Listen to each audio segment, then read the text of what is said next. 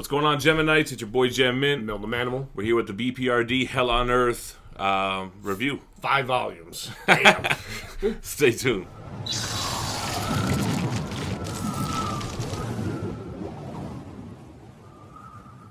All right, so let's try to keep it spoiler free. Okay. Maybe we'll do a little spoiler thing at the end because there is some things I want to talk about. Okay. So, Mike Mignola. We've been reading this for a minute now. This is like the end. We've got one more little group to read. So we already read 5 BPRD volumes. We read 1946 through 1948, Plague of Frogs. I read all the HELLBOYs again. You read all the damn, yeah, oh yeah. Yeah, I've been reading it for a minute. You've been in the Mignola verse. Did I say it right? Yeah, I think so.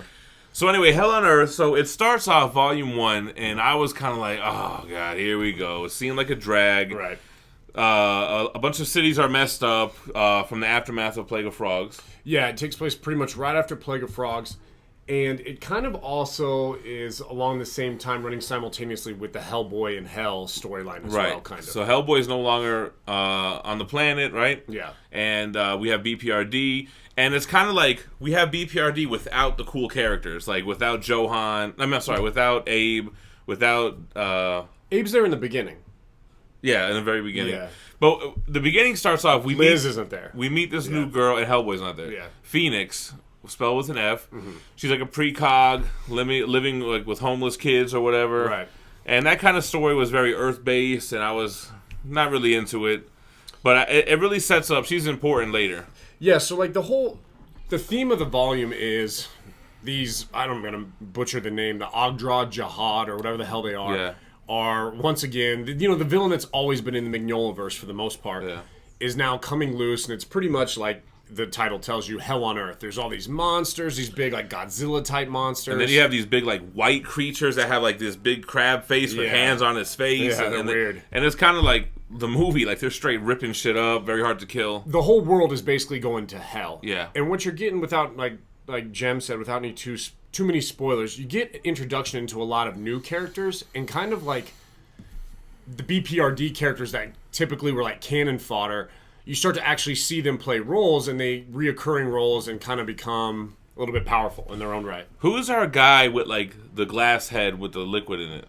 So that's director Nichalko or something like that. So he for Russia. He plays a big part in this. He's kind of like, I feel like him and Johan are the ones that are always in contact with each other. Right, at first, yeah. Yeah. And he kind of almost comes across first as like a villain. Right. You think he's going to have like this villainous thing. Yeah. But what we also see, which is really interesting, I loved it because it was a callback to the 1946 through 49, was we see the little girl, Varvara, who was working with Trevor Broom. He's got her held trapped. captive. Yeah. Yeah, that's crazy. And mini spoiler alert on the HELLBOY issue, she's really the only alive like demon prince of hell anymore. Because after the incidents in HELLBOY and Hell, there's really not a lot of demons left. Right. So yeah, that's interesting. So volume 1, it was a little slow. Volume 2, I think we had the Wendigo versus Daimyo fight. Yeah. Which I was like, yo, you're going to like this fight. That was dope. It was cool. I love Daimyo. I feel like the series started picking up for me then. Like volume 3 and then 4 and 5, I started reading them super fast. It's kind of like once Liz Sherman kind of came back into it, she Bro. dipped for a while. And then Johan's storyline, there were so many moments where I was like, I don't care. I thought they were going to start making him like a bad guy with that whole thing of Plague of Frogs with taking that body over. Yeah, it kind of looked like it. But then he came back and he got a couple new suits. Like he got the suit from that guy. And BPRD was looking at him like he was switching sides because then he's rocking what's-his-face's suit, which gives him like fingers and thumbs now. And he also had a storyline kind of with him where the troops weren't really trusting him because he can't die. So he was kind of like sacrificing people. And then taking their body over. Yeah. Man, they got pissed at him. They got really pissed at him. Well, there was also, no spoiler here, there was the incident when he was hunting down Daimyo as well. Right, yeah. So he wanted revenge on Daimyo because Daimyo destroyed that body of his, that big bruiser body. Right, yeah, for real. So then what do we get in volume 3 here that we could talk without spoilers? I mean, that's kind of like when Liz kind of gets... She comes back. She comes into her own, kind of. Right, so that's what I want to talk about in spoilers. But, Oh, so another big character that gets introduced is this dude Howards. And he's one of the BPRD soldiers. But he has. I never understood. Was it through his lineage or his bloodline, or was it through that sword or something? Oh, he gets linked to some powerful caveman society with this blade. What happens? He becomes like a badass. He grabs this like gold double-bladed sword. He grabs it off the ground or something. They go to that's when they rescue him. Yeah, they're on like some artifact mission. The thing is with this, you get a lot of like little mini stories, and some of them you don't really think are very important, and I kind of forget the details on. And that was one of them. He kind of gets possessed, so to speak. So, and they roll with him, but he walks like 15 feet ahead or he doesn't behind. Talk anymore. He doesn't talk. He's kind of very feral. He reminded me like Wolverine. Yeah, a little bit. Like and then he goes berserk, and they'll be like, "Where's what's his name? Harold? Howard's. Where's Howard's?" And you see him flying over like the crowd of people, like and so no one trusts him at first. They think he's a weirdo, and then everyone's like, "Yo, we want him on our team. Yeah, like, he's dope." I think that's what they said when somebody was like, "I don't want to roll with that guy," and they're like, "No, you do." Yeah, exactly.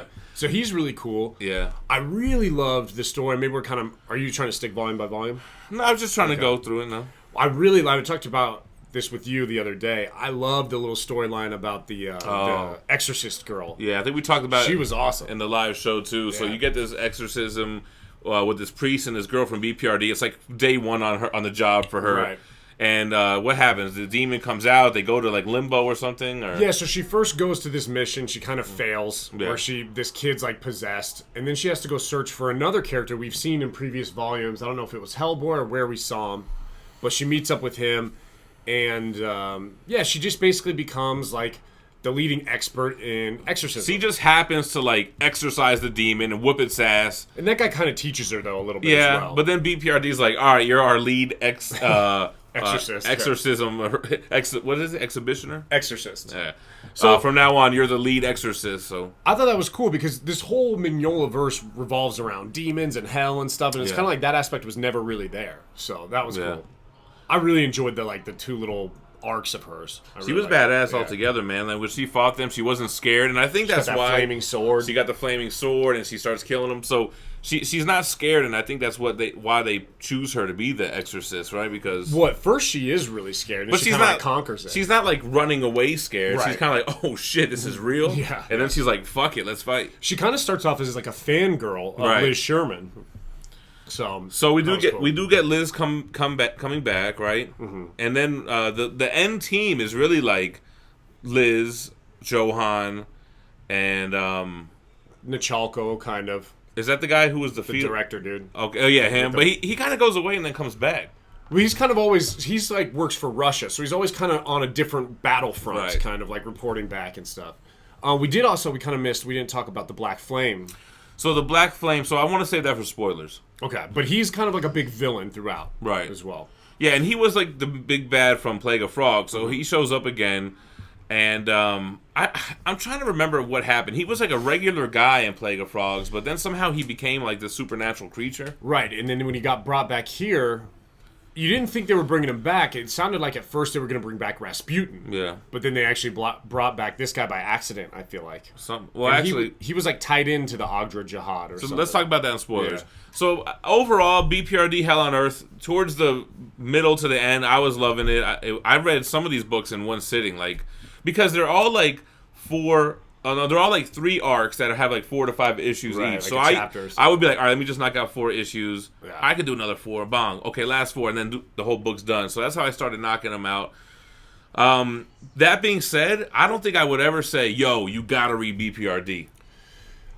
I think I liked this better than I liked Plague of Frogs. I did, but I like HELLBOY, and this is like not HELLBOY related at all, man. I think I actually like BPRD better than I like HELLBOY. Wow, I disagree with that. But I like the different characters. HELLBOY's just HELLBOY doing random missions. If somebody said, I want to read a supernatural story, you would say BPRD? Out of any supernatural story, or are we talking just Mignolaverse? No, any. I don't know if that's what I'm saying. It's not a book I would really recommend. I mean, I am glad that I read it. But there was a lot of stuff, like you said, you don't know if it's important or not. It's a lot of mini stories, kind of like HELLBOY, and then you forget, you don't really retain it. But overall, it was a really cool, epic battle at the end. We'll talk a little bit spoilers now, and you guys let us know what you think about BPRD. Am I being blasphemous here? I mean, people tend to love BPRD. I think in the Mignolaverse so far, I like it better than HELLBOY. Better characters, more dynamic story, more concise story. I guess to me, with Plague of Frogs and Hell on Earth, it's always like a catastrophic world-ending event. And I don't know, Hellboy is always kind of like you're following him on these little journeys that I really like. And he's got so much more character, though. Like, see, I really don't find him to be very like interesting. I guess we're gonna have to agree to disagree. Yeah. I guess so. Hey, Civil War. Put the meme in. All right, so anyway, let us know what you guys think about it in the comments below. We're going to do a little spoiler section, so if you don't want to get spoiled, it's not that big spoilers. How old is this anyway? It's got, I don't know. Who knows? But, yeah, make sure to subscribe to the channel for more daily content and keep it minty fresh. Peace. All right, so spoilers. So, what I wanted to talk about was Liz Sherman straight Dark Phoenix style coming back. Yeah. And she's fucking owning her powers. So initially, she's kind of like lost her powers. At first, like after we've seen her, we left her off in Plague of Frogs, she didn't have her powers anymore. Right. She was kind of burnt out, pun intended. Mm-hmm. And I like she always says that thing, the fire is my friend. What does she say, or something like that? I don't know, I can't remember. Like, I'm one with the... Wow, she has some kind of thing she always says to like psych herself out to use her powers. Because she's traumatized, because when she can't control them, people die, and... She killed her parents and everything, right? Well, yeah, and she also had that little thing in Plague of Frogs with that weirdo reincarnated dude who kind of took advantage of her a little bit and like used her powers. So she's So she's like floating in the air, Dark Phoenix style, taking out these big bad monsters that you cannot take out with like guns and stuff like massive that. Massive kaiju size fucking monsters. And then you got Johan, who we mentioned he gets a new suit from the director, but then he gets this other like Iron Man Mark 1 armor. Yeah, so that was I didn't really like that they didn't. It was just out of nowhere. There was this super powerful armor that wasn't explained very well. That if he goes in it, he can never come out. It's like you're sealed shut. He can't steam his way out. He can't connect with the dead anymore, and the suit has like powers, right? Yeah, and I think something important to talk about with that is he really kind of decides to do that based off what we said in the non-spoiler section about the other BPRD members kind of being like, look, you have no stakes in this because you always just go to a new suit or another body. You never die. You know, that's funny. I didn't put that together until now when you said that. Like, he basically doesn't want to possess any more bodies because he sees how it affected humans. Right. He just looked at it like strategy. He was trying to the greater good. Right? But, yeah, that's true. So after that, he decided, fuck that. I'm not going to be a spirit anymore. I know about this secret armor that that nobody knows about or whatever. He gets the armor, and then he is also on some godlike level power with Liz. Yeah, there's something weird where there's like the previous person who was using the armor is speaking to him. There's like this alternate like existence level, and he's tapped into the universe. It's really wasn't explained very well. Did you understand it? No, obviously no. The bottom line is there was this Mark 1 armor that is like he's like Raiden, and then she's like Phoenix, and that's kind of like. Yeah. Them and they're getting like, oh no, you know what was dope? So they're fighting all these big kaiju, which is kind of stupid because they keep on coming. Yeah. And Liz is a human, so she gets tired, but he's not. He's just a spirit in this armor. So he's like, Liz, you got to go take a rest, man. You know what I kept thinking was going to happen at the end of this book? I thought we were going to get the return of Hellboy because I was thinking you look at the 4 characters. You got Liz, fire, Abe, water. This guy's kind of air, Johan, and Hellboy Earth with the rock fist. I thought that was going to be some kind of a tie-in, like elemental thing going on. That would have been good, right? Yeah. Boom. And then, so write that story, Mark. So Mike Mignola. The Ogda. First of all, they do a lot of panels where they have people speaking this made-up language. It's like a whole page. I'm like, flip. Yeah. I guess I don't need to read this. Thank you. But anyway, so yeah, they try to summon Rasputin from the 7 crystal thing, which is that the Ogdra Jihad, the dragon thing, right? And they think they're summoning Rasputin, but then Black Flame comes back down again, and now he's kind of like different boss mode, right? Like he's this big, huge creature, but he's like almost omnipotent too, right? Yeah, and he's not really the same. All of his human aspects are pretty much gone. Yes. So what happens at the end? Because you just finished this like right now. I barely understood it, to be honest. Like, it was like a quick like they just won somehow. Yeah, I was gonna say I didn't like the ending really. But I went back and read it because you could miss it. You're like, oh shit! So that's what Liz did, and now they went and they fought. They fought him first in Manhattan. They thought they killed him. Liz thought she killed him, but he wasn't dead. And then they went back to Manhattan because he was tied to the big dragon that was in Kansas. So they thought they saw some ties between the two, and they thought if they took out Black Flame, it would weaken this monster in Kansas. So they go and they attack Black Flame. kill him. It doesn't really do anything. Johan actually blasts his ass down. Yeah, that's what. Yeah, Johan does the killing blow because the big dragon creature is there. So no, in Kansas. Oh, but right here, and though. it's marching towards BPRD headquarters. Okay, yeah. So then they move there, and they go after that, and once again, Johan kind of like sacrifices himself to this other entity. Yeah. Or this like universal thing, and destroys the monster. Yeah, and I've said it before, and I'll say it again. I have a hard time retaining the Mignola verse. Same. Yeah. So we did have some big deaths, though. We saw the death of Kate Corrigan, who's kind of like the leader, director of BPRD. We saw the death of Panya, who was like the massively old wheelchair lady. Oh yeah, the mummy. The mummy lady. She was cool, and she lets all of her little creatures go. The like dogs with the seagull heads and all that. So and then Phoenix kind of just went out on her own. We see that we're left hanging a little bit with Liz wanting to find Abe. That guy Devins is now the leader of BPRD. Because Abe does come out of his coma. And just disappears. And then he doesn't show up. Yeah, he just dips. So he's got his own book, which I think you're supposed to be reading in between these books. Yeah. But I think we're going to read the last three of the Mignola verse. The Abe Sapien deluxe editions. There's 3 volumes. And then we'll be done. But how about Howard's didn't really have a role in this end thing either? Right? They built him up for nothing. And then also the girl that I like, the Exorcist, she just basically had those 2 stories and then dipped.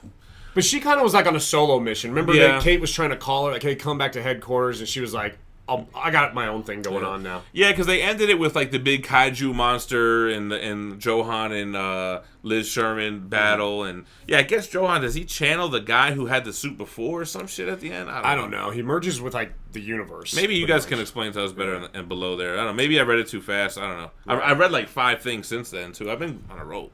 I liked it, man. I really enjoyed this one. I liked it definitely better than I like Plague of Frogs. Even though it's hard to retain what happened. Yeah, a little bit. I enjoyed it while I was reading it. I remember that. All right. Do you have anything that you want to talk about? I think we're good. That was it? I think, we hit the big spoilers. Another notch under the belt. I guess one more spoiler is the death of Damio. Oh, yeah. Yeah, which was kind of a big deal. But that bummed me out. I really like that character, so. All right. I guess we're out of here? Yep. All right. Thanks for watching, guys. Peace.